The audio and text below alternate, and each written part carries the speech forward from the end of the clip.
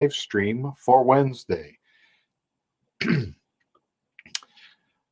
It's just days away from dulcimercrossing.simplero.com being the website. Well, everything will turn off in our legacy site, which is dulcimercrossing.com. And this is the time that people are making their decisions about which member level they want to be a part of. The one that's most like what has been in the past is the DIY level. So if you had that question, you're trying to figure that out, that's what you can easily do. The other two the levels, the workshop level, gains you access to every monthly workshop we have, as well as the archives of all the live events we've had going back to 2016. Mentorship level gives you access to all those live events in the archive and a monthly private lesson with one of our instructors. And I've been enjoying those with the people who've already chosen to have that level of membership. And so we're excited to be able to offer that. And today we want to focus on tips and tools for timing. Ta-ta-ta, ta-ta-ta-ta. Triple tongue. When I was a brass player, well, I'm a brass player, but when I was doing it more often, that was the ticketa, ticketa, ticketa, the triple tongue, TTT. Tips and tools for timing. This is the kind of question that I get asked a lot. And every dulcimer musician, everybody I know gets this question a lot. I'm having trouble with my timing. I need help with my timing. So let's just talk about a couple of mechanical things that can have an important influence. And we're going to talk first about mountain dulcimer, and then we'll move to hammer dulcimer. They are the same kinds of things, but the mechanics of how they happen are a little bit different. Let's see if I can zoom in just a little bit on this camera. I want to zoom a little bit. There we go. So what's going on with your right hand is what I call the when hand. So timing has a lot to do with the when hand. This is the what hand that tells us what we're going to hear. This is the hand that's going to tell us when we're going to hear it. Now, of course, this involves the timing of the shift between the different strings and the different frets is going to have an effect on when we're going to hear something. But this is really our rhythm keeper. And there are a lot of people who are very focused on their dominant strum. They're out strummies.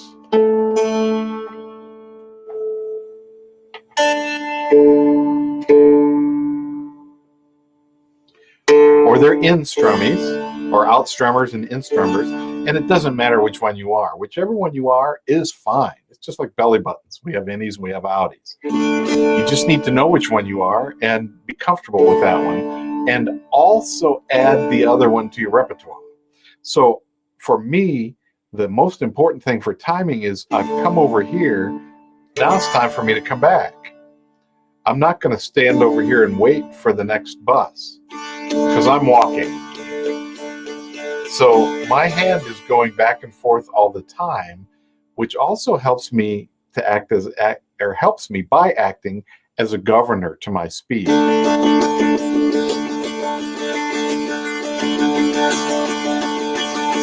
So when I'm going really fast, I bump up against the limit of speed, but I'm getting twice as much sound because I'm getting a strum on the way back as well. So if I tend to think of the beats in the measure 1, 2, 3, 4, 1 and 2 and 3 and 4 and 1 and 2 and 3 and 4, 1 E and a 2 E and a 3 E and a 4 E and a 1 E and a 2 E and a 3 E and a 4 E and a. By counting what I just did was the beats of a 4/4 measure, 1, 2, 3, 4, and then I did the eighth notes, 1 and 2 and 3 and 4 and then I did the 16th notes, which are 1 E and a, which is filling in 1 E and a, 2 E and a, 3 E and a, 4 E and a. And by building it this way, one and then filling in the E, duh, on either side of the and, the ones and the ands always happen in the same place. 1 and 2 and 3 and 4 and 1 E and a, 2 E and a, 3 E and a, 4 E and a. we're subdividing the beat. Well, that's what I'm doing with my right hand. Now, if you're a left-handed player, you're doing it with your left hand. And if you ever want to have the experience of remembering what it was like when you first started playing, switch hands from whichever one's your normal hand and try doing it with the other hand, or turn your dulcimer around and go the other direction. It's a good, I had this conversation with Sarah Elizabeth many years ago about how that was very helpful in reminding teachers what it's like when you're starting. So if you're someone who's showing other people how to do things and they're getting frustrated, turn your dulcimer around and try it with the other hands and just test that for a little bit. So by going back and forth, I'm also making certain that my strong beat is on the 1. But after a while, I can start to feel like, I'm bored. It's the same thing every time. All the songs sound the same. Have you ever had that experience? I've had a lot of people tell me they're tired of what they're playing because it seems like everything they do feels like the same thing. Well, what we're going to do is talk today about what are some of the things we can do to change that. And this has to do with, I'm just using a flat pick. That's my tool right now.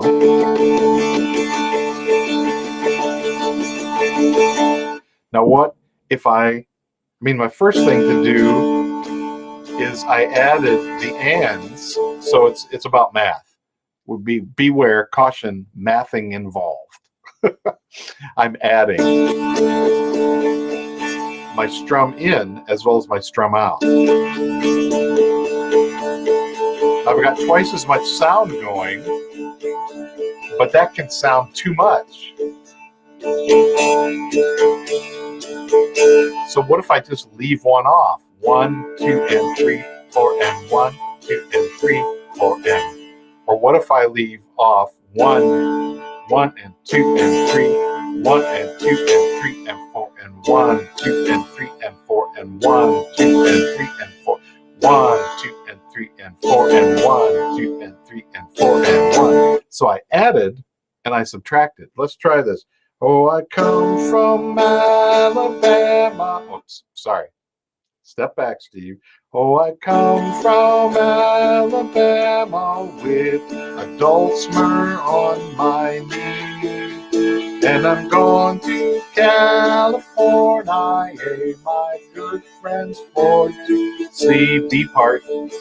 Oh, Susanna, now don't you cry for me, for I come from Alabama with dulcimer on my knee.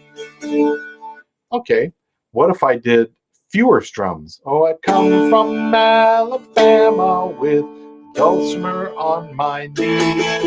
And I'm going to Colorado, my good friends, for to see. It rained all night the day I left. The weather, it was dry. The sun so hot I froze to death. Susanna, don't you cry. Oh, Susanna, now don't you cry for me. Come from Alabama with a dulcimer on my knee. What I did there also served the lyrics, because what I did was strum just one and let it ring until it was time for a note that was being held. And this is one of those tricks that can help with your timing if you have trouble singing and playing at the same time. Simplify your accompaniment. So I'm playing the chords to help me, da, da, da. I'm holding a note, I'm playing a lot. My timing is good because I'm just filling in the gaps. Da, da, da. This also helps because sometimes the hardest thing to do is to hold a note for its entire note value. So when I fill in all the gaps like that, I'm making sure that the note gets held the proper length of time, so that I don't go, come from a dulcimer on my knee and I'm going to cut. Oops, I just chopped off half a measure. And I left it laying there, so sad, by the side of the road. So that is, I'm subtracting the strums and filling them in when I have time with my voice. And that can help my timing. Now, maybe I feel like that's not enough. Or I had somebody once say, I don't want to be Simple Susie. I want to be playing something that's more fun. Okay, I get that. Especially if you're playing by yourself, that is perfect. If you're trying to fit into an ensemble, entirely different situation. But what if I say,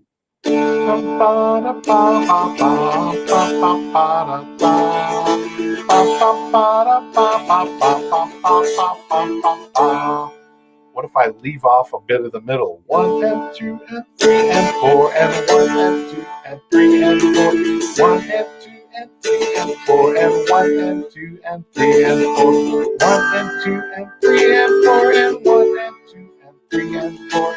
1 and 2 and 3 and 4 and 1 and 2 and 3 and 4 and so I can just arbitrarily pick what I'm going to leave off. Da da da da pop pop ba pop pop 1 and 2 and 3 and 4 and 1 and 2 and 3 and 4 1 and 2 and 3 and 4 and 1 and 2 and 3 and 4 1 and 2 and 3 and 4 and 1 and 2 and 3 and 4 and so I left off in the first part. I left off, played 1, left off and 2 and then I played 3 and 4 and. Second time I played 1 and 2 and left off 3 and 4 and. So I'm playing in parts of the measure and not the other parts of the measure.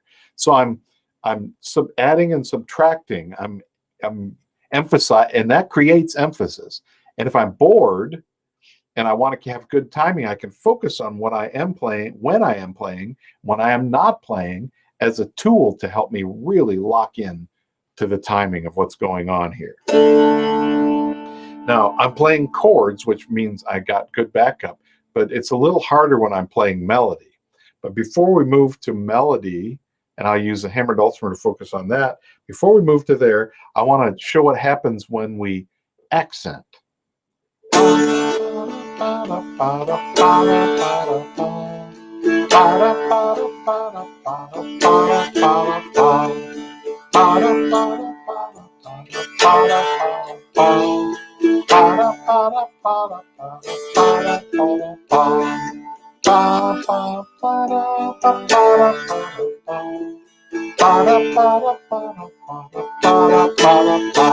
So in this example, I'm using dynamics as a way of helping me focus on my timing because I'm only playing with an accent on beat 1. And I'm playing all the other beats, but a lot softer. And 2 ways to make that accent happen. One is to make sure I play the beat stronger than I want with a lot of energy and attack. The second way is to play everything else really extra soft. So I don't have to overpower everything with my strong beat. I can make sure everything that's not the strong beat is quieter. And that difference in dynamic will make it be dramatic. Now, I played on the first beat there with the loud one. 1, 2. Now I come from Alabama with a banjo on my knee. Going to California, good friends for to see. I'm accenting 2 this time, and it sounds different. Let's accent 3. I come from Alabama. 1 and 2 and 3 and 4 and 1 and 2 and 3. Oh, I come from Alabama with a dulcimer on my knee. Going to Colorado, my good friend for to see. Sitting here in Idaho, we had September snow. Nothing in the lower lands, but in the mountains they do know. Okay, making up a verse as I go along, but putting the accent on 3 feels different. What happens when I put the accent on 4? 1 and 2 and 3 and 4 and 1 and 2 and 3 and 4 and 1 and 2 and 3 and 4 and 1 and 2.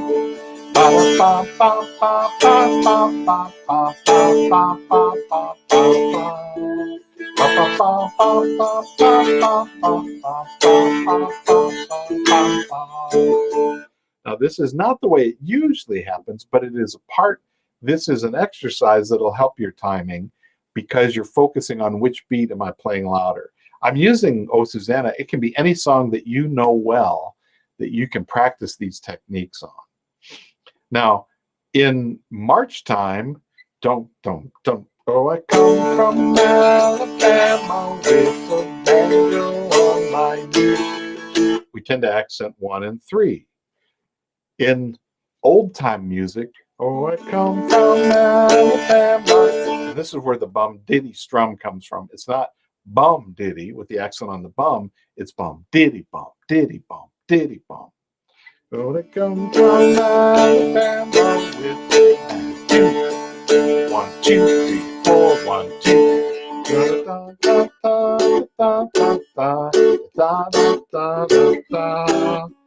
Da da ba da ba da ba da ba da ba. Oh, Susanna, now don't you cry for me. Ba ba ba ba ba ba ba ba ba ba. Now let's move to the hammer dulcimer.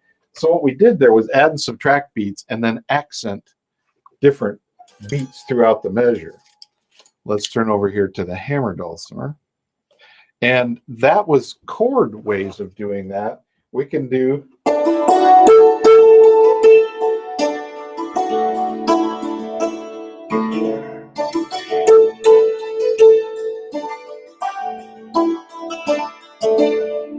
so if you're having a little trouble with timing, the hammer dulcimer way that I do this is I'll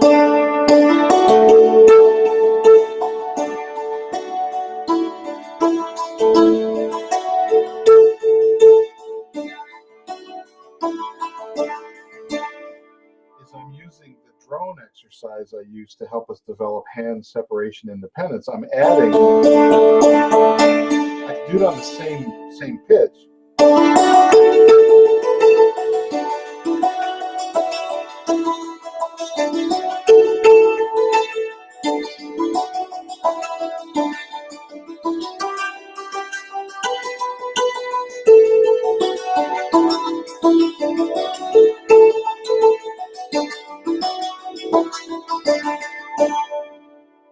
And what happens is when there's an eighth note, the other hand is ready to play it.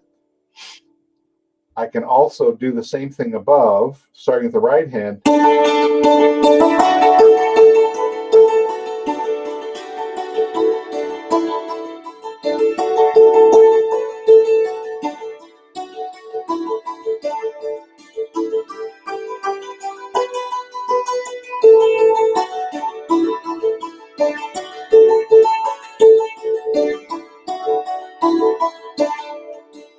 And I'm accenting the ones and the threes. In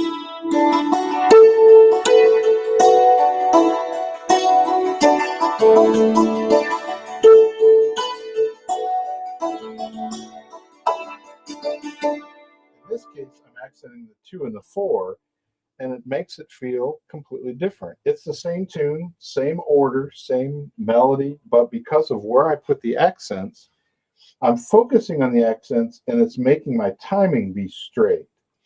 Now, you may say, that's not working for me.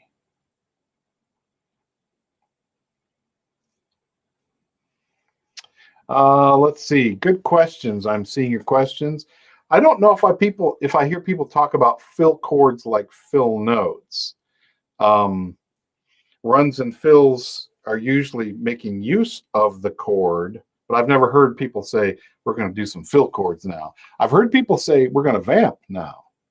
We're going to use the chords as something over which we can talk, or we can just, it's the preparation. Then it's chord support if you have some soloing happening.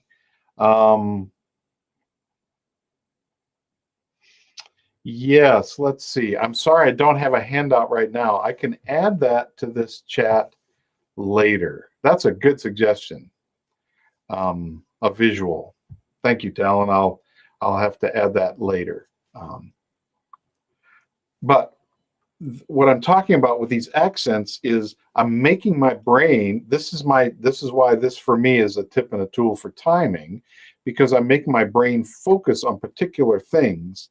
And when I do that, it kind of makes me let go of my early anxiety about, am I playing it right? Am I playing it in time? Am I playing it the way I intended? Now, there are some other tools that we can use, and one of them that you know what I'm going to say. You know what I'm going to say. I can use a dreaded metronome.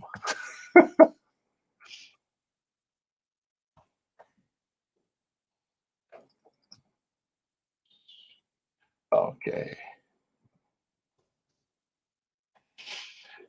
And that's just something that sets it up, and there we go. This is the one I want to use. So I can use a metronome that just sets my timing tick, tick, tick, tick, tick, and it helps me have an external beat to which I play, which helps me also with my ear training because I'm listening to this external thing and getting myself in sync. It can be, I like Aaron O'Rourke's words. He says metronomes are useless because they keep speeding up and slowing down. And of course, that what that means is we are speeding up and slowing down. But I want to share something with you. This is one of those. This is a online drum machine, and let's see, how do I do this? I'm going to have to depend on you to tell me if you can hear what this is doing. I believe you will be able to, but right now there's nothing shown here. I have some different, I have a kick, and I'm going to put it on 12. So right now, if I play this,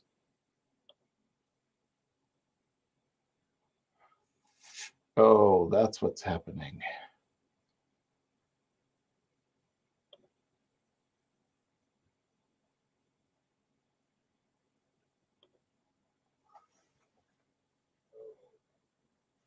Let's see if you can hear this.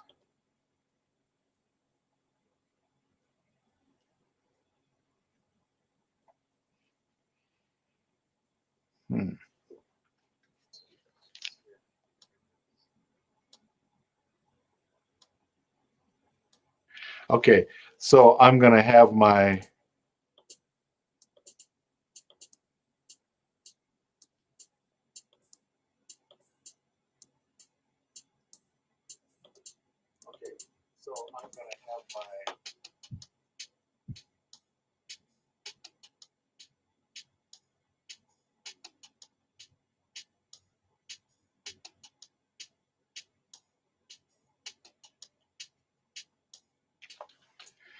I want this to happen here instead.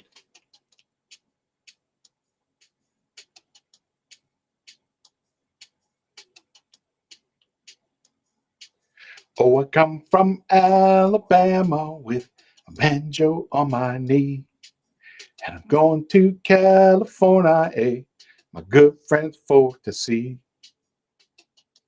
So what's fun about this, I'm going to stop that. What's fun about this kind of a tool is I can create what I need, and I don't need to know how to play the drums or anything. Each one of these boxes is a subdivision of time, and each one of these is an instrument that can sound different. So I can design the beat that I want. Of course, if I want to keep it for the future, I'm probably going to have to pay for the thing. And I can buy the guy a cup of coffee who created the app.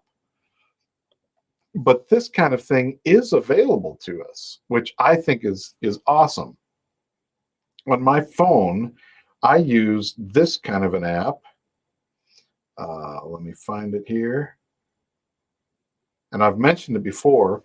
It's called Afro-Latin Drum Machine.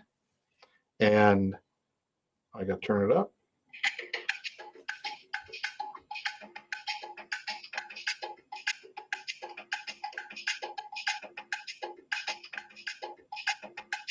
And I have all kinds of different grooves that I can choose. That's in the Roombas.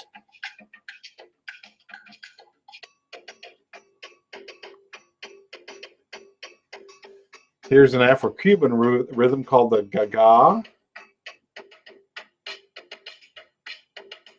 And that's the same rhythm, but with a merengue feel. I can choose some 6/8 bembes. There's a whole bunch of, so if I'm feeling like I'm stuck with what I'm playing and the metronome is not using it for me, this is like playing with a whole drum ensemble that I can customize and play. And when I do that and start taking the music I already know and play it with this different rhythm, all of a sudden I'm not bored anymore because I've got some new, Papa's got a new bag, is what that's like. Now, the other tool that I want to share with you is we have gotten this all moved over. Let's see. Yes, we've gotten all the backing tracks moved over into the new site at Dulcimer Crossing.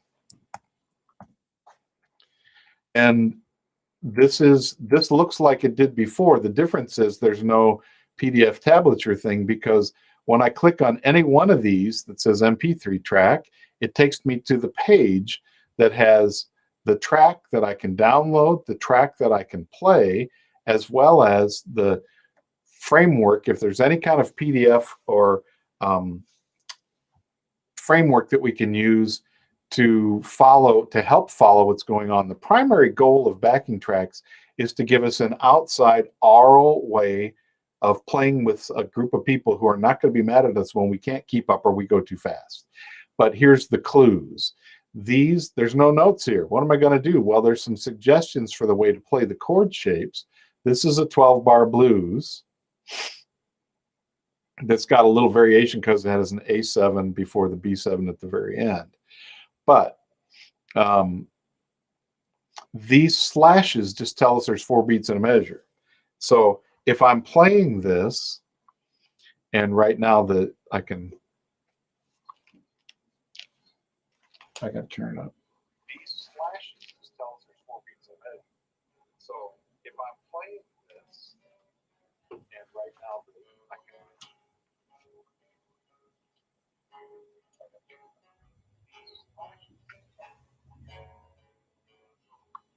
So you can hear what the track sounds like. You can download it to play it offline in case you're with a place that doesn't have any Wi-Fi or not connected. And you can download this and put this on your tablet if you're looking to play along that way. This link takes you back to the library again. Now, in some of these, there are several different speeds at which you can play. So we got Boiled Cabbage Down at 2 different tempo. I can click here and get back to the backing tracks library also. Let's look at one that has a lot of different tempi, which is the plural of tempo. Let's do I'll Fly Away in G. You can see there's no lead added here. We have 80 beats per minute, 100, 120, and then we have a couple of those that have a hammer dulcimer lead also involved. So this is now completely over in the new website. So that's what I wanted to show you, that we've got everything on one page. You can listen and look at the same time. You don't have to toggle back and forth. In the old site, that was one of the stumbling blocks. Oh, spell the app. Afro-Latin Drum Machine is the one that I have on my phone. The other one is drumbit.app. This is the one that I was showing you before. That's the online one.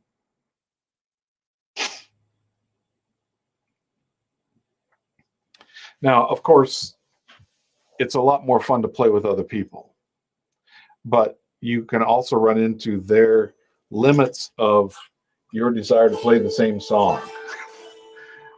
The first time I was hired to teach at a festival, there was a jam session the first night, and I sat down with this group. It was obviously a club. They played together often because they all sat down, put up their music stands, and pull out a book.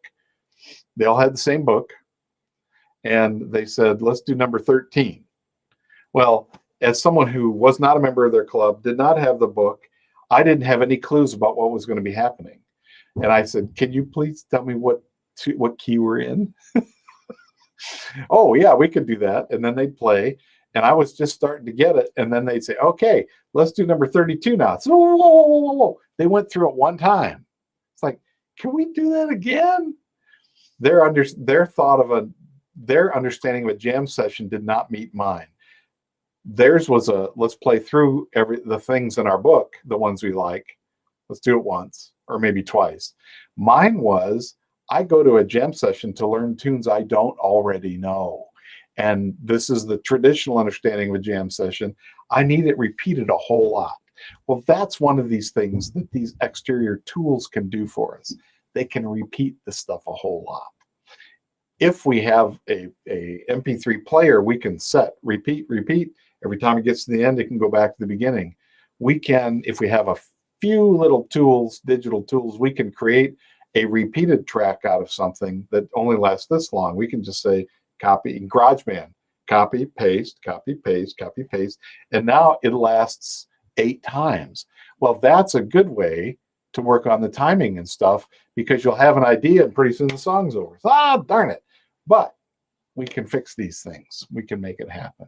So those are some of my tips and tools. That doesn't exhaust the list, but they are some of them.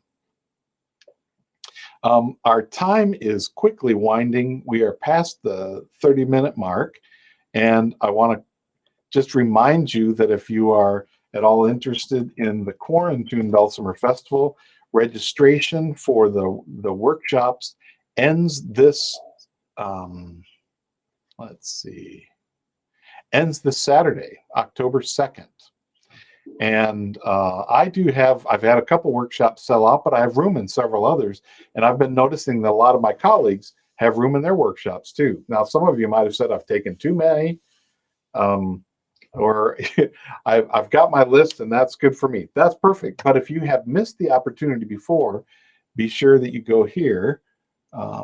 Let's click on the register button, and you can choose the workshops you want here.